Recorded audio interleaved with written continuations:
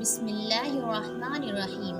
تاریخ کی 5 سب سے گنہگار عورتیں کہ جن کا نام قرآن پاک میں بھی آیا ہے۔ ناظرین، تاریخ میں کچھ ایسی گنہگار عورتیں گزری ہیں جن کا ذکر اللہ تعالیٰ نے بھی اپنی کتاب قرآن پاک میں کیا ہے۔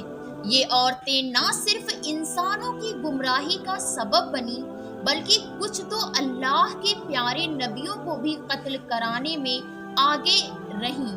نمبر 1 پر نام آتا ہے حضرت لوط علیہ السلام کی بیوی اردن کا، اور اسرائیلی سرحدوں پر جہاں آج ڈیڈ سی مطلب نمکین پانی کی جھیلیں موجود ہیں، نمک سے بھری اس جھیل میں آج زندگی کا کوئی نام و نشان نہیں۔ آج سے ہزاروں سال پہلے یہ انتہائی خوبصورت علاقہ تھا۔ اس علاقے میں جو قوم رہتی تھی ان پر اللہ نے حضرت لوط علیہ السلام کو نبی بنا کر بھیجا تھا۔ اس قوم کا گناہ بہت بڑا تھا، وہ ایسا گناہ کہ اس سے پہلے کسی قوم نے بھی نہ کیا ہوگا۔ اس قوم کے مرد مردوں کے ساتھ اور عورتیں عورتوں کے ساتھ بدکاری کیا کرتے تھے۔ حضرت نوح علیہ السلام کی بیوی کہ جس کا نام وائلا تھا، بظاہر تو ایک نبی کی بیوی تھی، لیکن وہ اندر سے کافروں کے ساتھ ملی ہوئی تھی۔ وہ اپنی قوم کا ساتھ دیتی تھی۔ اس بیوی کے لیے اور کیا بد نصیبی ہوگی کہ یہ عورت ساری زندگی ایک نبی کے ساتھ رہنے کے باوجود نافرمان رہی۔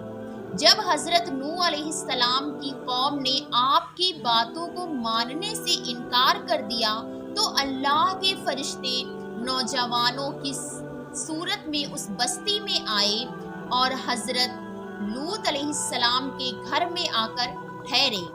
حضرت نوح علیہ السلام کی بیوی جو اپنی قوم کے ساتھ ملی ہوئی تھی، اس نے جا کر اپنی قوم کو بتا دیا کہ کچھ نوجوان ہمارے گھر ٹھہرے ہوئے ہیں۔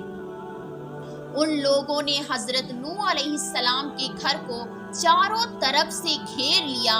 اس پر فرشتوں نے حضرت لوط علیہ السلام کو ان کی قوم پر عذاب لانے کی خبر سے آگاہ کیا اور حضرت نوح علیہ السلام کو حکم دیا کہ اپنے اور اپنے گھر والوں کو لے کر یہاں سے نکل جائیں۔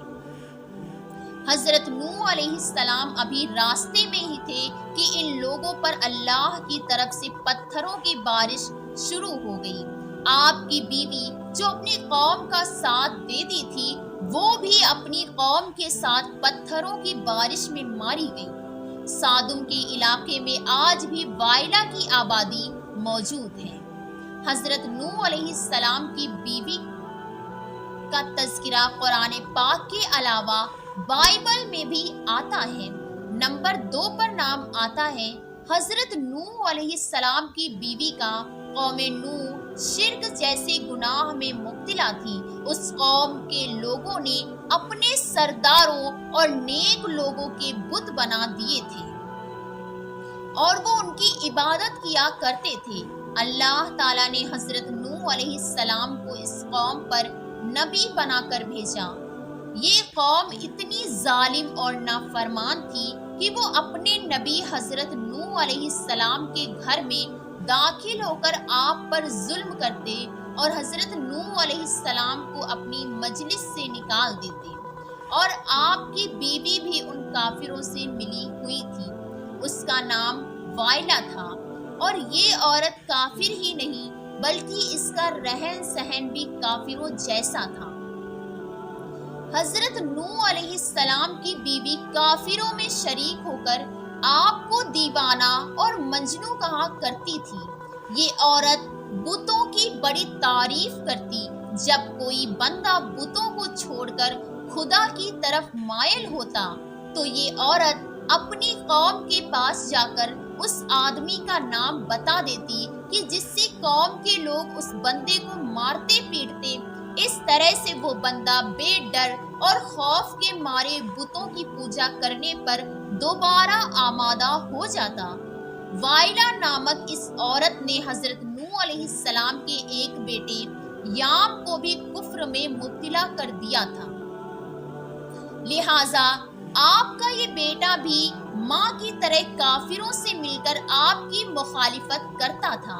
अल्लाह ताला ने उस औरत की बदकिस्मती कुरान पाक में बयान की है और उसके हालात बाइबल में भी दर्ज हैं। जब अल्लाह पाक ने हजरत नूह अलैहिस्सलाम की कौम पर सैलाब का अजाब नाजिल किया तो आपकी बीवी और नाफरमान बेटा याम भी अपनी कौम के साथ तबाह हो गए। नंबर 3 पर नाम आता है दलाइला का। नाजरीन, ये वो औरत है कि जिसका नाम कई सदियों से बेवफाई और दगाबाजी में मशहूर रहा है। दलाइला का जिक्र कुरान पाक में बाइबल में भी पढ़ने को मिलता है। वाकया कुछ यूं है कि हजरत मूसा अलैहिस्सलाम की वफात के बाद बनी इसराइल की कौम अमालिका की महकूम बन चुकी थी। तो अल्लाह ताला ने इस कौम में एक बहुत ही ताकतवर लड़के को पैदा किया जिसका नाम सैमसन था। सैमसन इस कदर ताकतवर था कि वो अकेला ही हजारों लोगों का मुकाबला कर लेता था। कौम बनी इसराइल ने इस बंदे की सलाहियत और बहादुरी देखते हुए सैमसन को अपने काजी के ओहदे दे दिए थे। बनी इसराइल सैमसन की ताकत के जरिए कौम अमालिका पर फतह हासिल करने की कोशिश में लग गए। दूसरी तरफ कौम अमालिका सैमसन की ताकत का राज जानना चाहती थी, इसीलिए उन्होंने अपनी कौम की एक खूबसूरत लड़की जिसका नाम दलाइला था, उसको सैमसन की बहादुरी और उसकी सलाहियत का राज जानने के लिए सैमसन के पास भेजा। सैमसन उस लड़की को देखकर पागल हो गया और उसकी मोहब्बत में दीवाना हो गया। उसने उस लड़के को अपनी सलाहियत का राज बता दिया।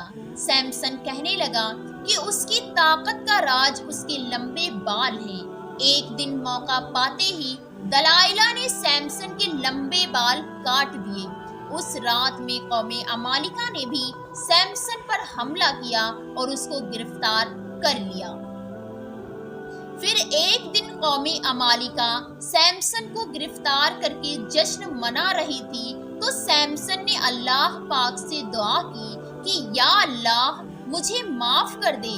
अल्लाह ताला ने सैमसन की दुआ कबूल करते हुए उसकी तमाम ताकत वापस कर दी। ताकत वापस आते ही जिस सुतून के साथ सैमसन को बांधा गया था उसने उस सुतून को जोर से खींचा तो सारे का सारा महल जमीन पर गिर गया, जिसके नतीजे में दलाइला और उसकी कौम अमालिका के बेशुमार लोग मौत के घाट उतर गए। नंबर 4 पर नाम आता है ज़ेज़बिल लबनान का।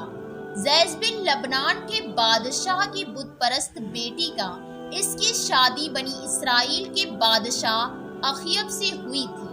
ज़ेज़बिल ने न सिर्फ अखयब को बुत की पूजा पर लगाया बल्कि तमाम रियासत में खुदा को मनाने के बजाय बेशुमार बुत बना दिए थे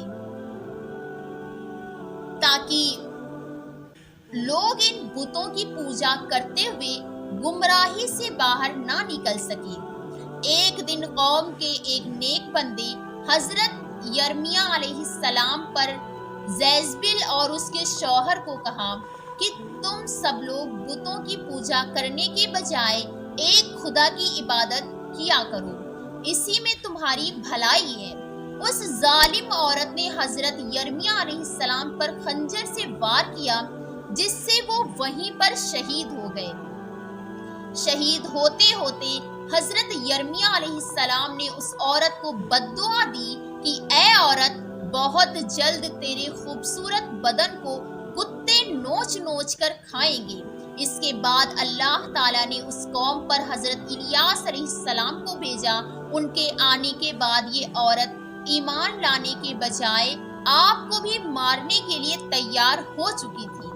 लेकिन एक दिन अचानक उस औरत को हजरत यर्मिया अलैहिस्सलाम की बद्दुआ लग गई और मुल्क इसराइल पर सरहदों के कबायली वहशियों ने हमला करके کر دیا، ان لوگوں نے ملکہ جیزبیل کو زخمی حالت میں سڑک پر پھینک دیا، یہاں تک کہ بہت سے جنگلی کتے جیزبیل کے ارد گرد جمع ہو گئے۔ کتوں نے اس لاش کو نوچ نوچ کر کھایا۔